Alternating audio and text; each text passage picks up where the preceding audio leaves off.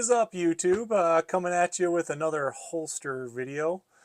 Please let me know down in the comments how the new lighting system is working. I turned off the overhead light and I am just using a lamp behind the camera just to see if it's better or worse or whatnot. So I guess we'll find out together when we get there.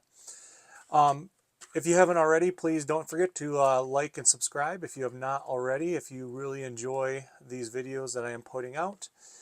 Today, we are going to be going over the McKinatec holster. Okay, it's a company, I believe it's just one man. It's a very, very small company. His name is Dan Kinnersley, and he is the only person, I believe, as of the website, that makes these holsters. This holster is called the Kina Flex, because I guess it kinda flexes, I don't know. I thought it was a really interesting play on words.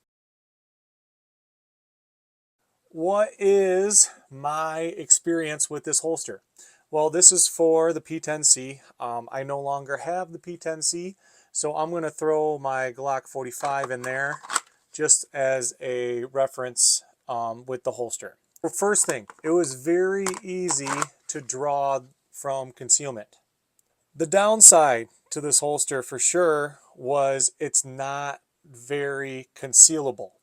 At least on me, you know me, if you've watched any of my other videos, I prefer the clips to be really, really high because I prefer that deep concealment. And you can do that with these clips. There's just one problem. And that problem is you cannot move this claw any higher when you do it. Okay, this claw pretty much stays here. So if your clips get really high, the claw does not go up higher with it. So it's kind of it's almost missing your belt. And this claw is what really sucks that holster in. And if your belt is not riding over top of that claw, then it's not really doing a good job of concealment. So the main problem I had with this holster is that claw. It did not match deep concealment. Now, if you're not going deep concealment and you're keeping your clips nice and low, okay, then everything's going to match up and you're not going to have a problem with this holster. Okay, another thing about this holster is it is very wide and blocky. Okay, now if you've never had an Appendix holster before, this is not going to bother you one bit because you don't know what all the other Appendix holsters feels like. Like for my other videos that you guys know, I'm a T-Rex arms guy and I am a Tier 1 concealed guy. Those are very premium holsters, so they fit my body incredibly well. So when I threw on this holster, it did not fit my body as well as the other two. If you're not used to more of the premium holsters, it probably does feel like it conceals really well, especially if this is your first one. Can I make this work? Absolutely, I can make this work. Okay, but knowing how comfortable my other two holsters were, this did not quite match up to that standard. Is it a great holster still? Yeah, it's a fantastic holster. It really is. Especially for the price, which we're going to go over that in a little bit. Okay, a few of the things besides the claw that I wasn't really gelling with was he put that, I don't know if you can see it, there's a little bit of a lip right there on the front. And what that is for is to make the opening a little bit wider so you can reholster a little bit easier.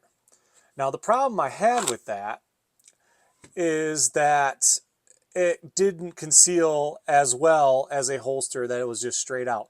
I would prefer concealment over reholstering because that's not important when you're out and about concealed carrying. So I would rather have a holster that is as tight as can be right here. Okay, you can still finagle a firearm in there with a tight holster, with a tight tolerance holster.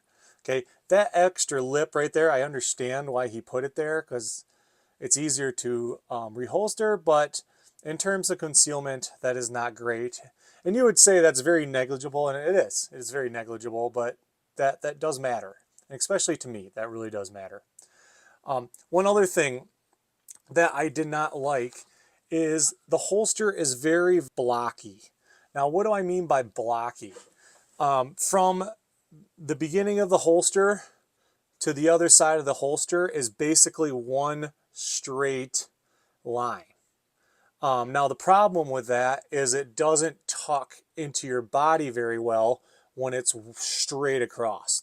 Now, I'll give you an example of that. I'll take my, this is my Tier 1 concealed holster. It rises up right here. Right here, it rises up like it should. Let me see if I can focus that in. Okay, which is kind of what the McKinatec holster does, the Kina Flex.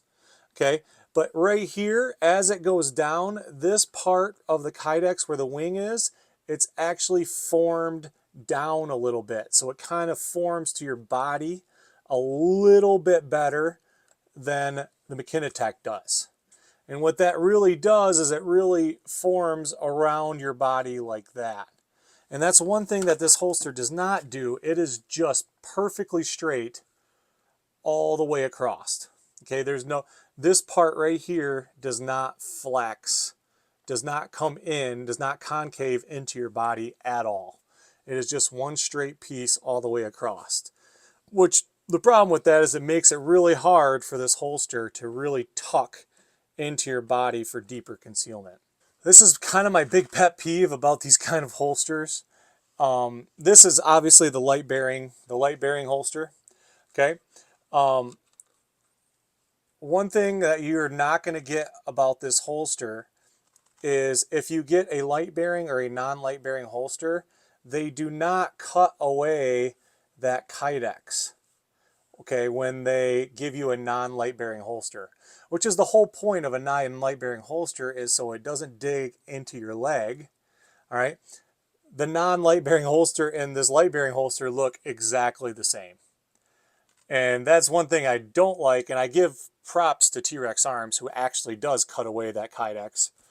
But this is another one of those companies I do not understand why companies do not do that. They need to cut away this kydex, because the whole point of a non-light bearing holster is to make it as comfortable and as light as humanly possible. One more thing, same thing with some of the other holsters that I've reviewed. When you put the holster in, it does not click into place. It's more of a friction retention than it is a click. I am not sure about the non-light bearing holster. Usually non-light bearing holsters do more clicks because they don't have the light holding it in place. So this one does not have that click. If you're looking for that click, that is not the holster. I know this is not the P10C, but even my P10C did not click into place at all. Now, going into price of this holster. This is where this holster really shines. I know it sounds like I'm bashing this holster, and I'm kind of comparing it to more of the more premium holsters out there. This is a really good holster, like I said, if this is your first holster, especially for the price. This entire rig is going to be $98, which is amazing, especially because some of those more premium holsters are you're upwards of $150.